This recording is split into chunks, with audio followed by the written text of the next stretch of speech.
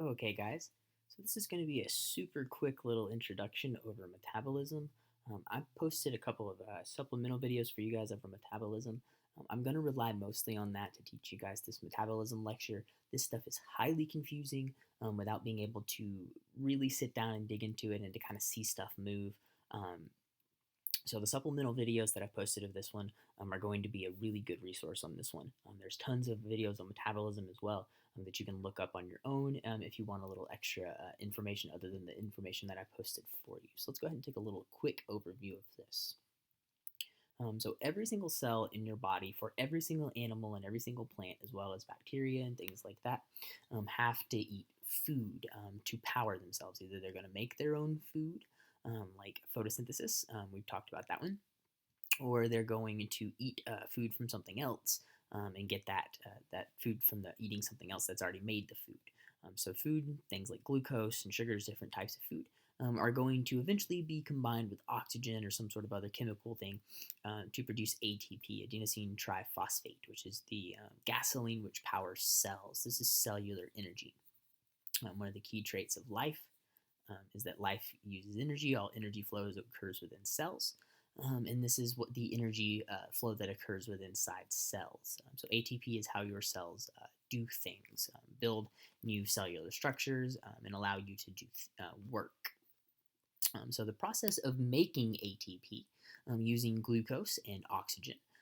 So this is the key word here. You have to have oxygen present. There are ways to make ATP and energy and things without oxygen. Certain organisms can do that. We can do that under certain conditions. But just normal day-to-day doing your business, when you've got lots of oxygen available and other sources of glucose available, you're going to make ATP the easiest way possible, which is using oxygen, and that's called aerobic respiration. Aerobic with air, respiration. So this is the reaction down here. You take one glucose molecule and 6 molecules of oxygen. You put that in the reaction chamber. And eventually what's going to come out is 6 carbon dioxide molecules, 6 molecules of water, and 36 ATP. So you make 6 carbon dioxide molecules, you breathe out. You also breathe out the water molecules, water vapor on your breath and things like that. In the 36 ATP are going to be used to power the cell to do things to build up cell materials or maintain that cell structure and allow you as an organism to do work. So you inhale the oxygen. It's going to be broken down inside the mitochondria, combined with the glucose and things like that. Going to have the carbon stripped off, the oxygens, all the electrons are going to be stripped off, the oxygen and hydrogens and things like that. And then the carbon dioxide is going to be released. We combined with that oxygen steals the oxygen is going to end up stealing the hydrogens to form water, terminal electron acceptor over here, an ATP synthase, which eventually you will exhale all the carbon dioxide. The water will be exhaled in your water vapor on your breath, and then the ATP, the energy, can then be used by your body to do things. So, like I mentioned, the ATP produced during this cellular respiration concept, it just allows your cells to do things, do work. This is contracting muscles, allowing you to run, allowing your heart to beat, and just things that keep you running. So this is the process of ATP synthesis. It requires energy itself. Nothing is free. It takes a little bit of energy to start the whole thing going, and that makes sense. It takes money to make money. You can't power machinery without having electricity to power them. You can't make things without the power to do it. So the energy that's coming from glucose, which is the initial part of this, you're going to take glucose and your oxygen, is going to come in to the first step here called glycolysis. Now I'm going to rely mostly on the videos to teach you guys the steps in detail of kind of how this works. So glycolysis, glucose is going to be split into 2 3-carbon molecules called pyruvate. Those pyruvate molecules will then be broken down or enter into the mitochondria. The glycolysis is not going to happen in the mitochondria. The pyruvate molecules will enter through the mitochondrial lumen, enter inside of the mitochondria, where they will be broken apart farther into some little carbon dioxide molecules, which you will exhale during the Krebs cycle. So some of the energy that's in glucose is going to be stripped away from the molecule up here and transferred to ATP, which is kind of the whole point of this. We want to get the energy from glucose, which is not usable, into ATP, which is usable. So electrons, which are eventually going to take away the carbon dioxide, or the hydrogen. Hydrogen was what we want. Excuse me.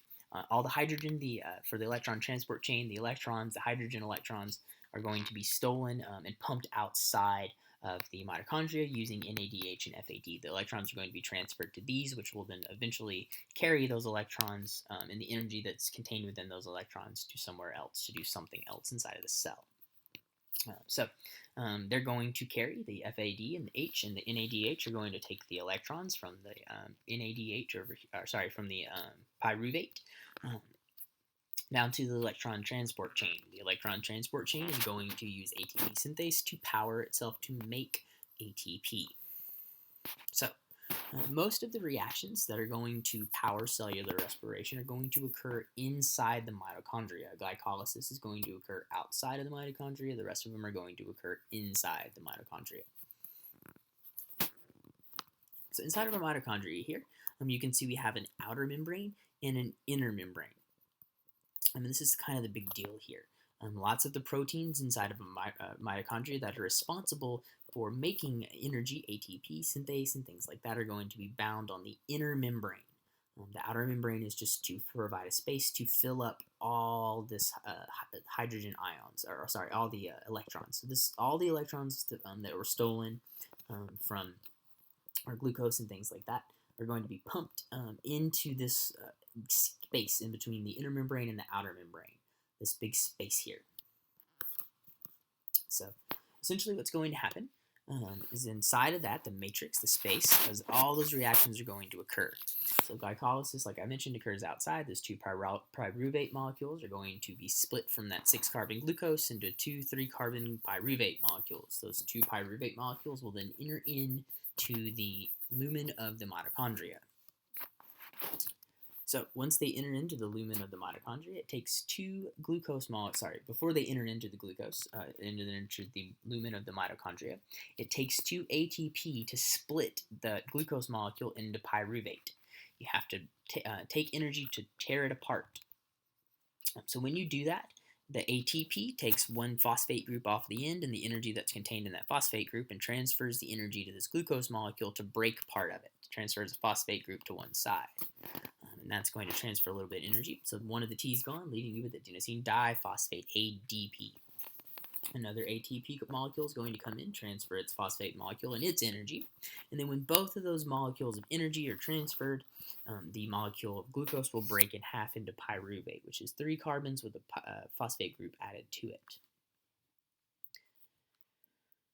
So each one of these pyruvates is going to then continue down through the different reactions of the Krebs cycle to have their carbons and oxygen stripped off and their electrons stripped off again later.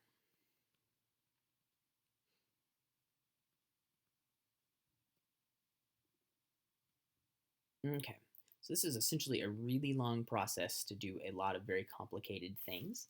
I'm going to let the video mostly rely on this. It's easier to see with it kind of more in motion to watch it kind of float around than me just kind of do this with it.